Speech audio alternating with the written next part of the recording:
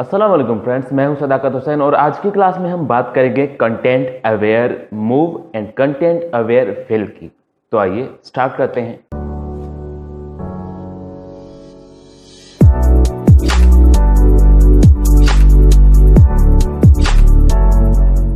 आज की क्लास में बात हो रही है content aware fill and content aware move tool के बारे में। पहले देखते हैं content aware fill. Fill option मैंने आपको बताया था, अगर मैं किसी भी सिलेक्शन को या लेयर को फिल करना चाहता हूं तो अल्टर बैक स्पेस से मैं उस पर फोरग्राउंड कलर फिल करता हूं और कंट्रोल बैक स्पेस से उस पर बैकग्राउंड। लेकिन इन तीनों के बाद एक और फिल ऑप्शन है जो है शिफ्ट बैक स्पेस। जैसे ही मैं शिफ्ट बैक स्पेस प्रेस करता हूं तो यहां पर एक बॉक्स आ जाता है जिसमें यहां पर कुछ चीज़ें लिखी हुई हैं। For example foreground colour, background colour, colour. जब मैं यहाँ पर कलर पर क्लिक करता हूँ तो ये मुझे ऑप्शन देता है मैं यहाँ पर कौन सा कलर फिल करना चाहता हूँ। अब मैंने यहाँ से for example red colour choose किया, ओके एंड अगेन ओके। ये देखिए यहाँ पर रेड कलर टोटली फिल हो गया। जैसे ही हम यहाँ पर फिल कर रहे हैं तो कुछ ऑप्शंस आ रहे हैं, colour adoption, blending mode, opacity and preserve transparency. अब ये जो प्रिजर्व ट्रांसपेरेंसी का चेक है ये इस टाइम डिसेबल है। क्यों डिसेबल है? क्योंकि इस हमारे लेयर में कहीं पर भी ट्रांसपेरेंट पिक्सेल्स नहीं है। इसलिए मैं यहाँ पर एक न्यू लेयर ट्रांसपेरेंट बना लेता हूँ और उस पर कुछ भी ब्रश से पेंट कर लेता हूँ।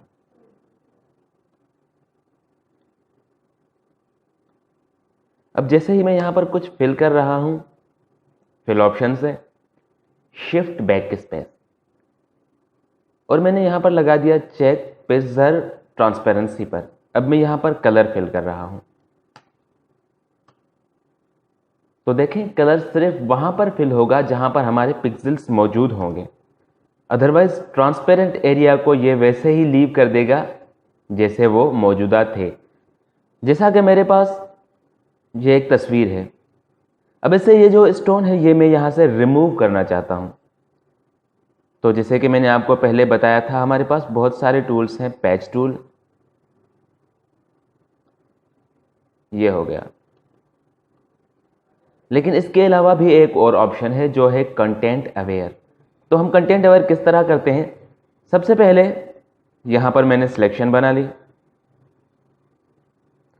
अब मैं फिल ऑप्शन में जाकर यहाँ से सिलेक्ट करूँगा कंटेंट अवेयर। कलर एडॉप्शन का चेक लगा रहने दीजिए क्योंकि ये कलर एडॉप्ट करेगा, आसपास के कलर उठाकर उससे मिक्स और ब्लेंड कर देगा।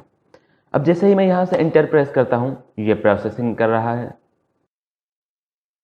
लीजिए जैसे ही प्रोसेसिंग कंप्लीट हुई यहाँ से ये स्टोन गायब हो गया।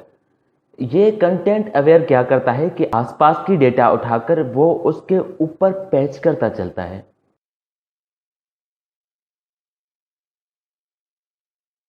यह था हमारा कंटेंट अवेयर फिल। और अब हम बात करते हैं कंटेंट अवेयर मूव टूल की। हीलिंग ब्रश के अंदर content aware move tool, short key again same like healing brush J. अब जैसे ही मैं यहाँ पर लूज और अनप्रॉपर सिलेक्शन बना रहा हूँ और इसे मूव कर रहा हूँ यहाँ पर, तो ये वहाँ पर मूव हो जाएगा। अभी क्यों मूव नहीं हुआ? क्योंकि मैंने यहाँ से ओके नहीं किया। जैसे ही मैं यहाँ से ओके का चेक लगा देता हूँ तो ये आफ्टर प्रोसेसिंग इस चीज़ को वहाँ पर शिफ्ट कर देगा। लेकिन देखिए यहाँ पर कोई भी हमें इशू नज़र नहीं आ रहा। ये बिल्कुल परफेक्टली एंड स्मूथली ब्लेंड कर रहा है। याद रहे ये हर केस में इसी तरह परफेक्ट रिजल्ट नहीं देगा। अगर बहुत सारे कलर होंगे तो ये वहाँ पर सारे कलर्स को मिक्सअप कर देगा। क्यों मिक्सअप कर देगा? क्योंकि जब हम किसी एरिया को रिप्लेस या मूव कर रहे हैं तो आसपास वाले कलर्स को सिलेक्ट करके स्ट्रेच करके उनका सैंपल लेके वहाँ पर पैच कर रहा है। अगर बहुत सारे कलर होंगे तो वो वहाँ पर कलर डिस्टर्बेंस क्रिएट करने लग जाएगा। चलें अब यहाँ पर मैं एक और न्यू लेयर बना लेता हूँ और यहाँ पर चेक लगा रहने देता हूँ सैंपल ऑल लेयर्स का। तो अब जैसे ही मैं यहाँ से इसे मूव कर रहा हूँ यहाँ पर और प्रेस कर रहा हूँ इंटर, तो ये कॉपी एक न्यू लेयर पर आ जाएगी।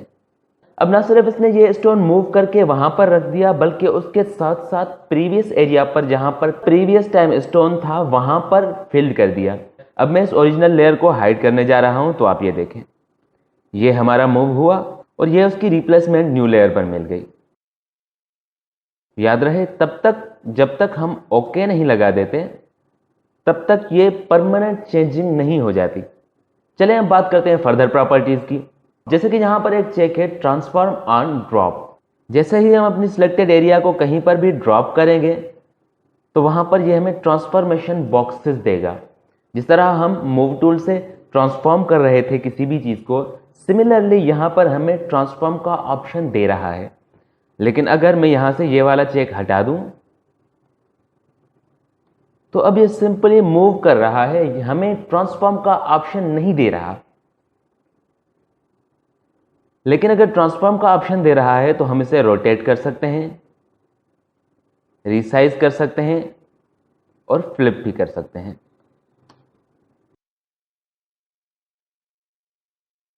अगर यहां पर आप देखें तो यहां पर दो ऑप्शंस हैं, एक है मूव और दूसरा है एक्सटेंड।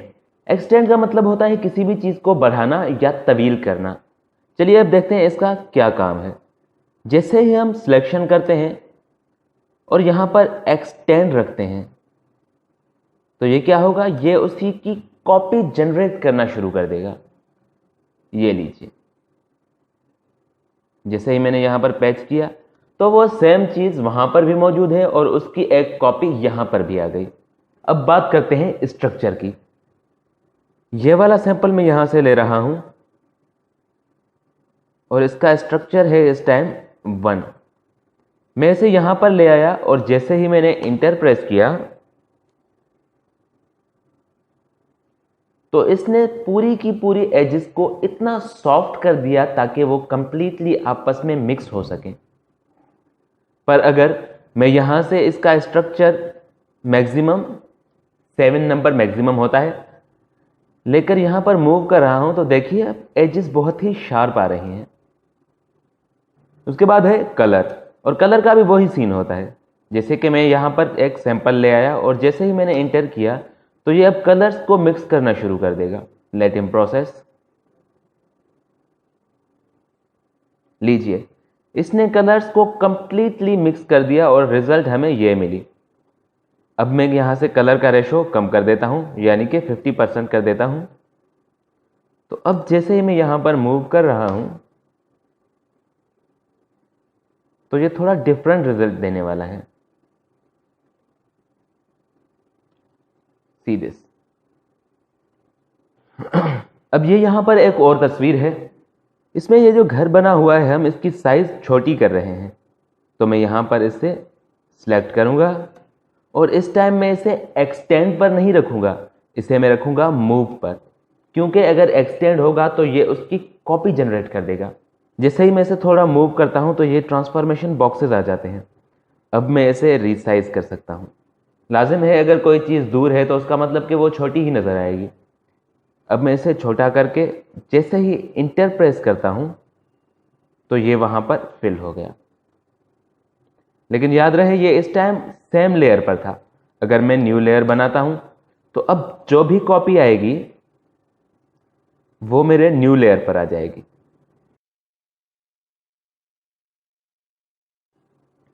मैं यहां से ओके का चेक लगा देता हूं। अब देखिए ये बिल्कुल ही परफेक्ट रिजल्ट दे रहा है। एक बात का ध्यान रखना चाहिए कि सिलेक्शन कभी भी प्रॉपर नहीं होनी चाहिए। अगर सिलेक्शन प्रॉपर होगी तो यहाँ पर प्रॉब्लम आने लगेगा। इसीलिए ध्यान रहे कि सिलेक्शन हमेशा लूज होनी चाहिए।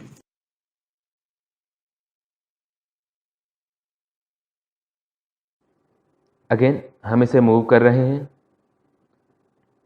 यहां पर।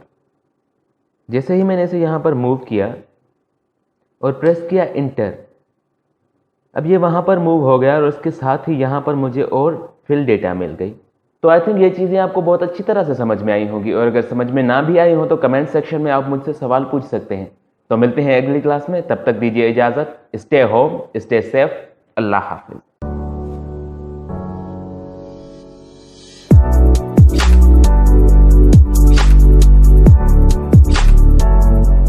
अगर वीडियो अच्छी लगी हो तो चैनल को सब्सक्राइब कर दें और बेल का आइकॉन भी प्रेस कर दें ताकि हर वीडियो आपको बर वक्त मिल जाए। शुक्रिया।